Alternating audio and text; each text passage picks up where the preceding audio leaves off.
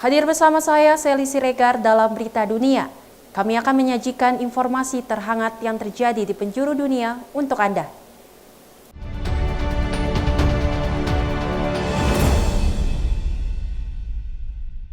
Langsung saja ke berita pertama, pemirsa. Pemilu di luar negeri diadakan secara serentak tanggal 10 Februari 2024 di Amerika Serikat. Pemilu berlangsung di 6 TPS luar negeri dan sejumlah kotak suara keliling di wilayah kerja PPLN New York dan PPLN Houston sebelumnya. Meski warga yang hadir antusias, partisipasi pemilih di wilayah yang sudah selesai menghitung jumlah yang hadir relatif rendah. Pemilu serentak di 6 TPS luar negeri di Amerika Serikat berjalan lancar, yaitu di ibu kota Washington DC, Los Angeles dengan konsentrasi daftar pemilih tetap terbanyak, New York dengan jumlah DPT terbesar kedua, dan kota lainnya San Francisco, Houston, dan Chicago. Di New York, pemilihan berlangsung di sebuah ruang serbaguna di Queens yang juga menjadi tempat bersuah foto menarik usai mencoblos. Artis Cinta Laura menjadi salah satu WNI yang memilih di New York. Sekarang voting di New York karena kebetulan lagi ada pekerjaan. Karena New York Fashion Week ada brand yang akhirnya menghadirkan aku ke sini. Dan tentunya aku sangat anti golput karena aku merasa bahwa suara kita itu sangat kuat dan benar-benar bisa berkontribusi terhadap perubahan di masa depan. Oleh karena itu sudah sebulan lebih pada saat itu di Jakarta kita langsung komunikasi dengan KJRI di New York supaya semuanya lancar saat tiba di sini dan bisa ikut nyoblos. Di Los Angeles, aktris Sarah Ashari juga memberikan hak suaranya. Saya mengikuti pemilihan di Konjen Indonesia Los Angeles itu udah 2 kali. Beberapa tahun yang lalu, 5 tahun yang lalu sama sekarang. Dan perbedaannya, sejujurnya ya, saya bilang waktu tahun yang 5 tahun yang lalu penuh banget, agak semrawut dikit.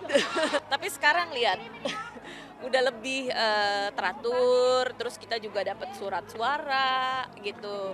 Di Washington, Imam Masjid Istiqlal Nasaruddin Umar termasuk salah satu pemilih. Iya, saya sudah konfirmasi ya bahwa nggak apa-apa, kita nanti juga bisa tetap memilih dimanapun juga berada. Inilah satu bentuk kemudahan yang diberikan oleh pemerintah Indonesia. Kita bisa mencoblos dimanapun juga. Yang penting bawa tentu paspor, ya kan, KTP dan surat pindah. Nah, jadi kami datang di sini untuk mencoblos. Pemilihan suara di Amerika Serikat ini memang diadakan sebelum pemilihan di tanah air. Namun penghitungan surat suara baru dilakukan tanggal 14 Februari, bertepatan dengan hari pencoblosan di tanah air. Dan untuk sementara kotak-kotak suara disimpan dengan pengamanan yang ketat. Masing-masing kotak digembok dan disegel di depan beberapa saksi, baik dari Bawaslu maupun dari wakil masing-masing paslon atau partai. Pengamanannya kita memang ada dari Bawaslu, juga ada dari pengamanan lokal, dari KBRI sendiri. Ya. Jadi cukup bagus. Kita bisa, kalau ada dari mungkin yang punya suara kurang yakin, kurang ini, kita akan akseskan ke PPLN. Setelah disegel, kotak suara itu nantinya disimpan di ruang khusus dan terkunci di KBRI yang dimonitor melalui kamera CCTV. Dari Washington DC, New York, dan Los Angeles, Yuni Salim, Randy Wicaksana, Rio Tuasikal, Virginia Gunawan, Eva Masrieva, dan tim VOA. Pencoblosan untuk pemilu Republik Indonesia di Amerika Serikat sudah dilakukan pada Sabtu tanggal 10 Februari 2024. Sementara hasilnya baru dihitung bersamaan dengan pemilu di tanah air.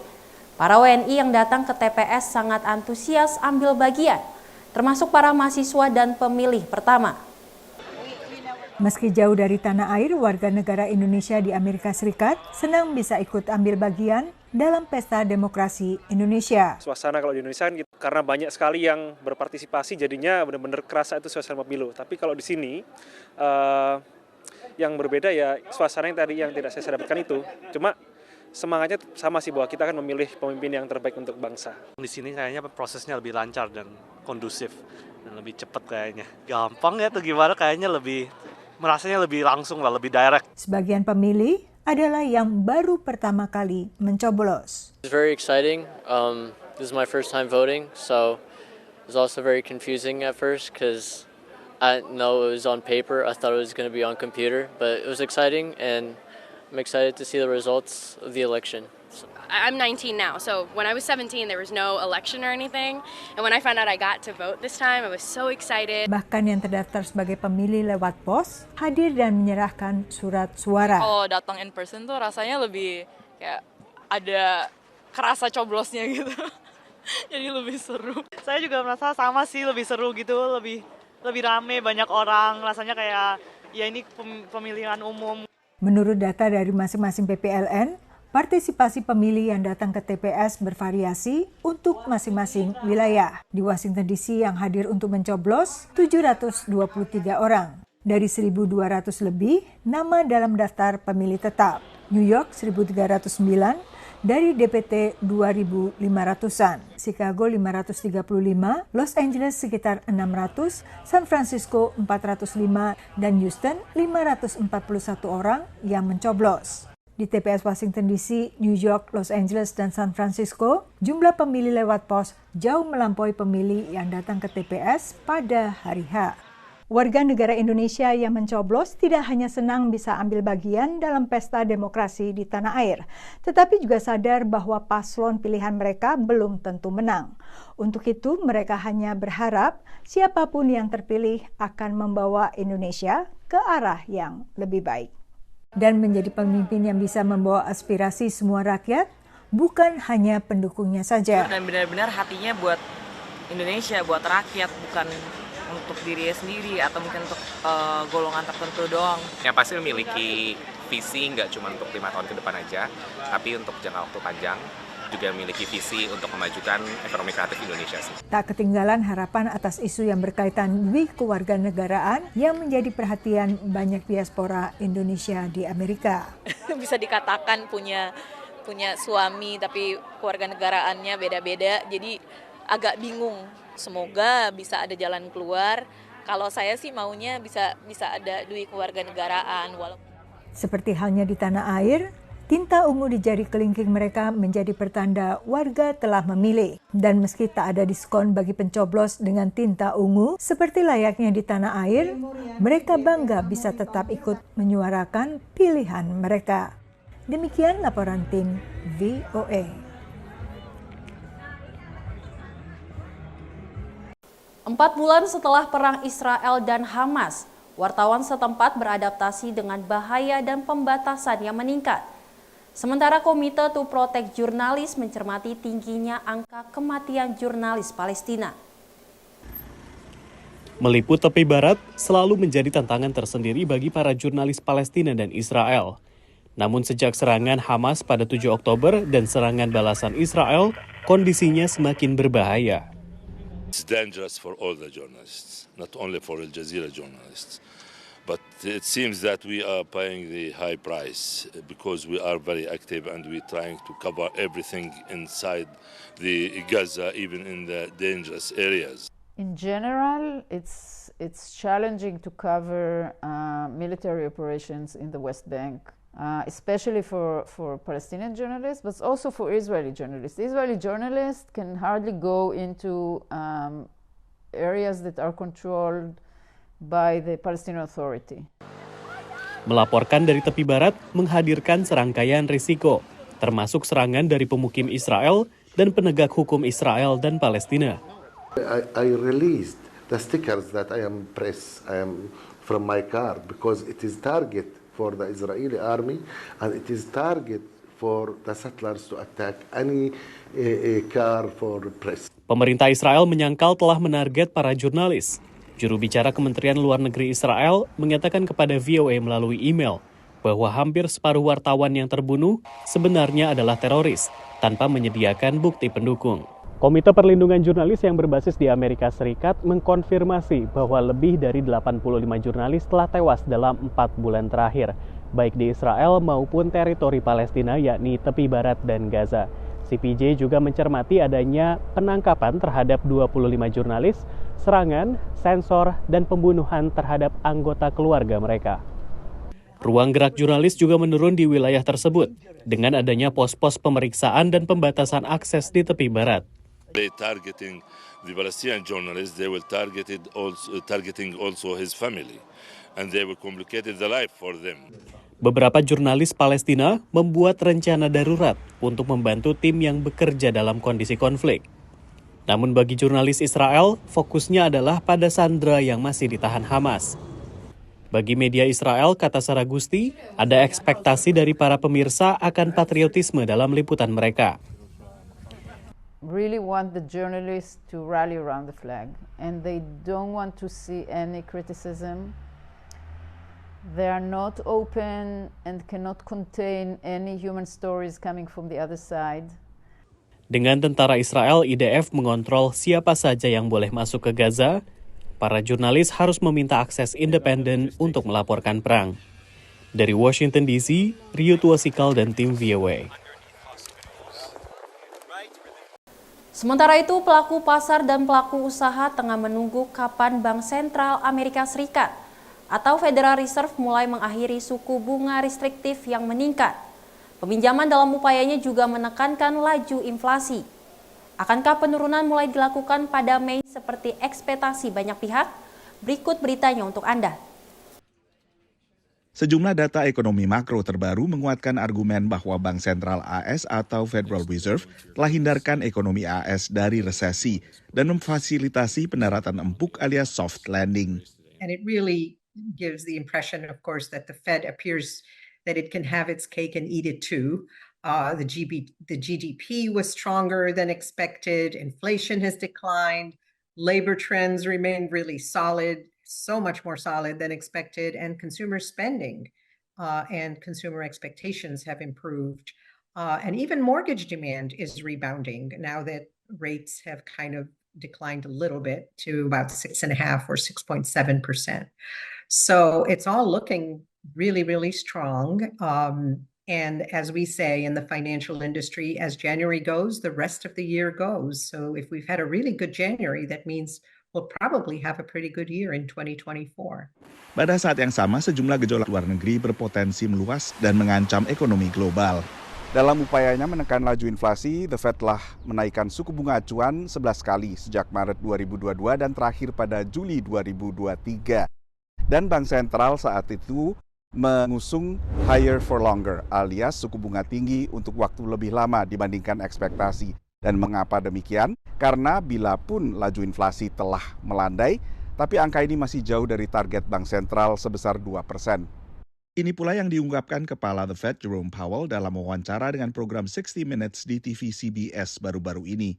I think the Fed's new mantra should be later and fewer, meaning that they're going to start cutting rates later than Wall Street is anticipating, not in March, not even possibly in May, but rather in June, as was implied in the 60 Minutes interview, because he said late in the second quarter is when they think they will start cutting rates. We also think that they will cut rates only 3 times by 25 basis points each. So rather than the 4, 5, 6 rate cuts that Wall Street is currently anticipating, the Fed is basically saying not so fast. Keengganan The Fed untuk buru-buru menurunkan suku bunga justru direspons positif. If the Fed were to start cutting rates earlier and more dramatically, the implication is that the economy is really weakening, likely to fall into a sharp recession, and therefore needs these cuts in order to be supported. Bank Sentral tak akan mengadakan pertemuan selama bulan Februari dan pertemuan selanjutnya akan berlangsung pada 19 hingga 20 Maret. Dari Washington DC, Nova Purwadi dan tim VOA. Pemirsa, di tengah beragam ketegangan Amerika Serikat dengan Turki, pemerintahan Biden telah mengindikasikan siap kerjasama. Tapi apakah dengan demikian hubungan menjadi transaksional? Hubungan Amerika Serikat dengan Turki ini kembali teruji dengan isu bergabungnya Swedia ke NATO dan isu perbaruan dan pembelian pesawat tempur F-16. Presiden Turki Recep Tayyip Erdogan akhirnya memenangkan Pilpres Turki. Ucapan selamat pun mengalir dari sejumlah pemimpin negara asing, termasuk Presiden AS Joe Biden. He still wants to work on something on the F-15s. I told him we wanted to deal with Sweden until I get that done. Ini pertama kalinya Biden mengaitkan isu pesawat tempur F-16 dan keanggotaan Swedia dalam Pakta Pertahanan Atlantik Utara NATO. Upaya Turki membeli 40 jet F-16 masih terganjal Kongres AS. Turki telah lama ingin memperbarui dan memodernisasi angkatan udaranya bukan hanya dengan pesawat tempur F-16, tapi juga dengan pesawat tempur F-35. Tapi keikutsertaan Turki dalam program F-35 akhirnya ditangguhkan setelah negara tersebut membeli sistem pertahanan udara rudal dari Rusia. Gedung Putih membantah isu keanggotaan Swedia dijadikan syarat memuluskan pembelian F-16. While we are not linking the two issues, and I say we, I mean the Biden administration, some members of Congress are. They are linking Sweden's accession to NATO to the moving forward on the F-16s. Congress is a fully equal and independent branch of government.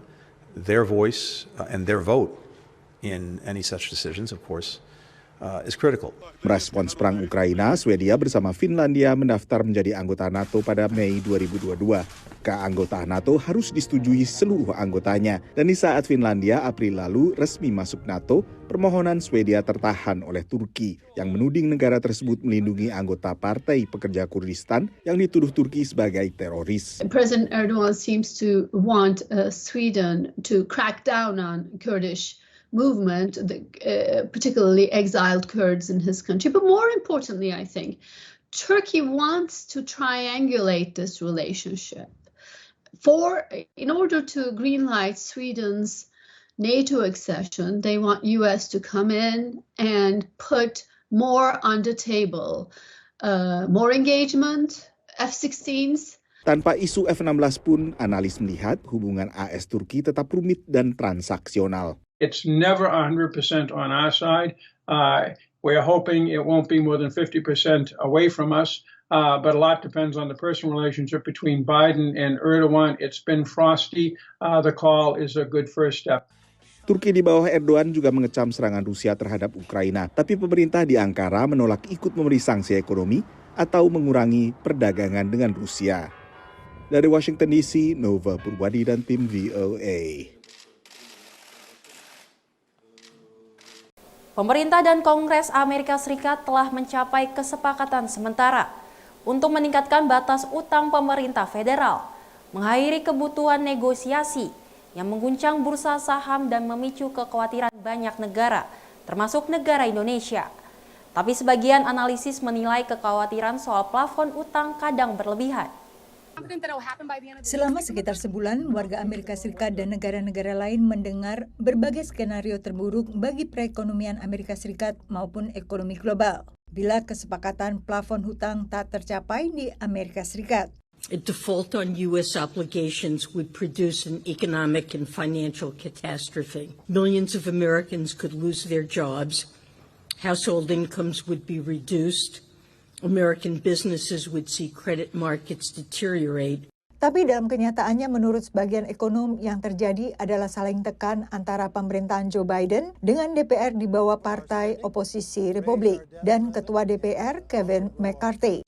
So Biden and McCarthy have had all these meetings and they've come to an agreement on what I would call very modest cuts in discretionary spending and no reduction in military spending.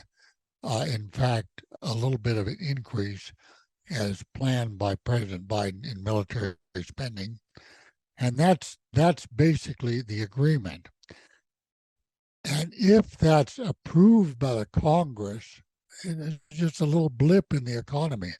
It won't be noticeable at all in the global economy. Departemen Keuangan di bawah Janet Yellen pun memiliki kewenangan luas bila pun Kongres tak bertindak sebelum tenggat Juni. In 2014, a few years after, I think, one of the debt ceiling debates previously, the Senate Finance Committee got documents from the Treasury Department, what Treasury had done to prepare for the possibility of a debt default, a scenario in which sort of financial doomsday happens and you get the kinds of real economy effects that people are talking about. Kedua analis yakin cadangan dana Amerika Serikat cukup besar untuk menutup kebutuhan hingga terjadi kesepakatan. Perdebatan soal plafon utang federal bukan isu baru. Sebelum perdebatan tahun ini, plafon utang telah dinaikkan 78 kali sejak tahun 1960. Semua diselesaikan lewat negosiasi, kadang bahkan hanya beberapa hari sebelum batas waktu. Pada 2011 misalnya, saat pemerintahan Barack Obama, kesepakatan tercapai hanya 2 hari sebelum tenggat. I have a lot of faith personally in the civil servants at the Treasury Department and the Federal Reserve who gamed out this scenario for over a decade.